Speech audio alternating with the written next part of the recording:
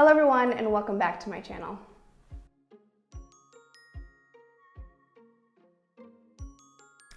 In today's video, I want to do something a little bit different for you guys. I want to talk about my story growing up with selective mutism. And I know I've done a few videos on this before, and I'm going to leave one of them linked up here just so you guys know a little bit more about the background if you care, if you want to watch it. In today's video, I want to talk about the 3 things I wish I knew growing up with selective mutism. I think it's really important to share more of my personal experience and more of my vulnerability on this channel because I want to encourage you guys to do the same. As part of this channel is helping me grow as a person as well. It's part of my healing process. Not only is it educating you guys, it's also educating me. There's so many different ways we can express ourselves and help ourselves heal along a specific journey. And this is what just works for me. So for those of you who are new, welcome to our family, welcome to our community. If you have not already subscribed, make sure you go ahead and do so. I post videos every single Friday. Before we get started, I just wanted to announce that my free Facebook group is going to be linked down below. This is an amazing community for parents just like yourself if you clicked on this video or if you watched a couple of my other videos. We talk about personal development, stress management, grief, trauma, anything really related to mental health and learning to upgrade ourselves. But with that being said, let's get into today's video.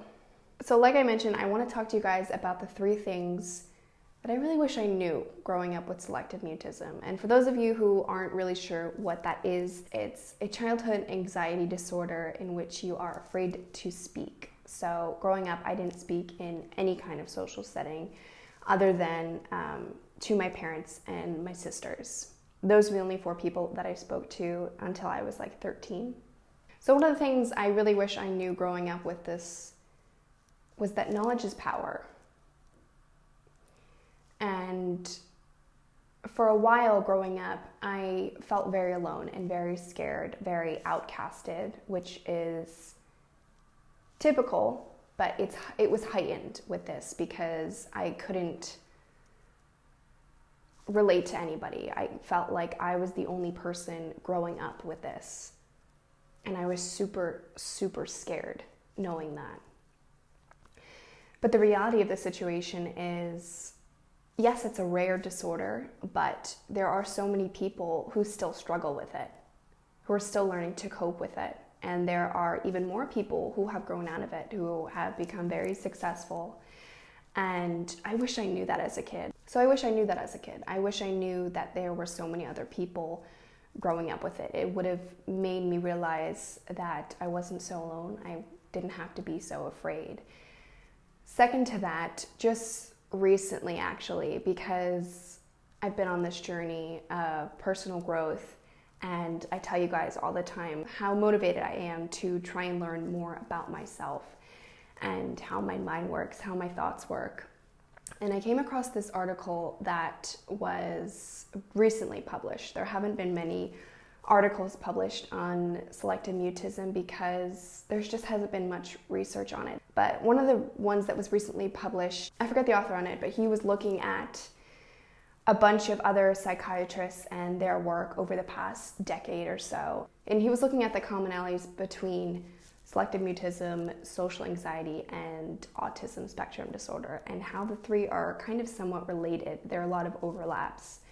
But one of the things that I thought was really interesting was that selective mutism itself could be a precursor to social anxiety, sort of like a hypersensitive manifestation of the social anxiety disorder.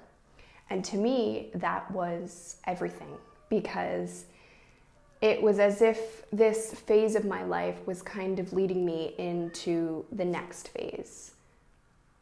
And knowing that I probably have social anxiety makes me feel a lot more comfortable with my situation.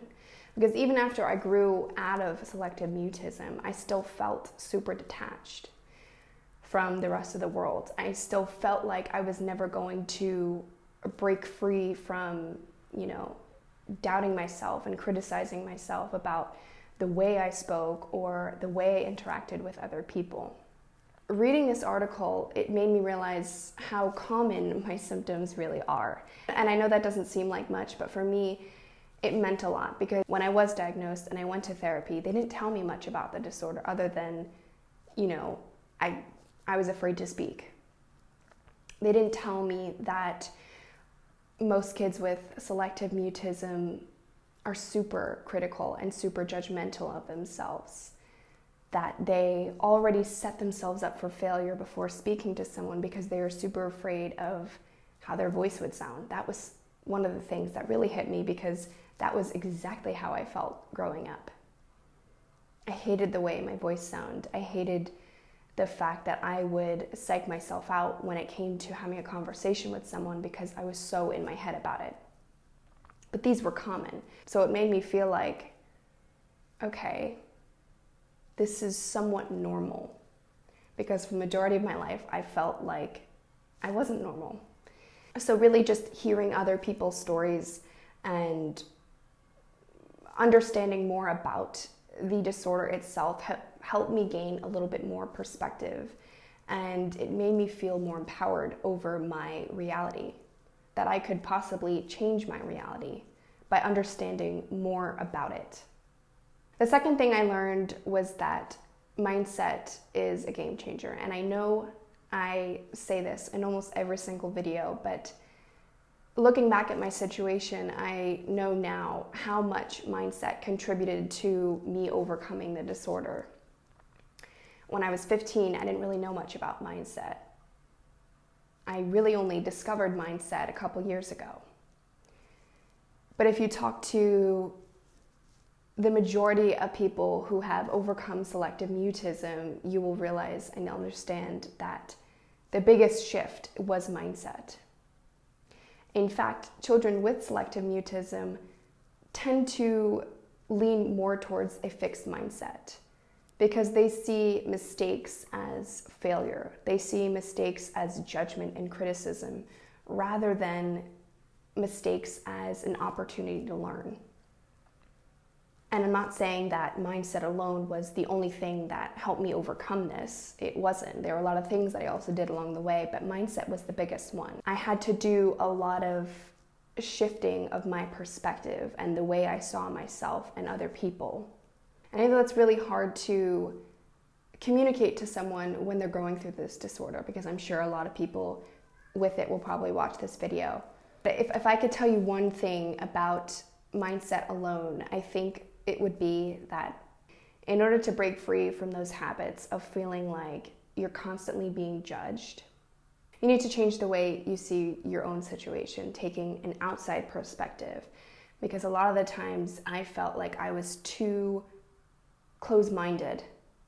And the third thing I really wish I knew was that I really had to embrace this disorder and not detach myself from it. Because the more I tried to erase the fact that I had it, the more I tried to run away from the fact that I had it, the more difficult it became. If I had just learned to embrace it and accept it where I was, I would have been able to move forward a lot quicker. I would have been able to realize that there are things that I can do to cope with it and to manage it. If only I could accept it in myself. It was definitely pretty frustrating in the beginning because I didn't want it to define me. I didn't want it to even be a part of me. But like a lot of things in life, we can't really learn to move forward unless we accept where we are. Before I end today's video, I just wanted to announce that spots for my one-to-one free consult are open. And if you'd like to schedule that free consult, you can use the link below. And you might be wondering who this is for. It is for parents struggling with their own personal development goals and looking for confidence and connection in themselves. So if you find yourself in a situation where stress and anxiety has been debilitating for you, I really urge you to sign up for this consult. And feel free to check out my website. There is more information there as well. I hope you guys like these types of videos. I find it really therapeutic in a way for myself to talk about it. And I'm hoping a lot of you who are subscribed or new subscribers, maybe you can relate to this. But just know that you're not alone and it does get easier. And we just have to learn to embrace it. So thank you guys so much for watching, and I'll see you next time.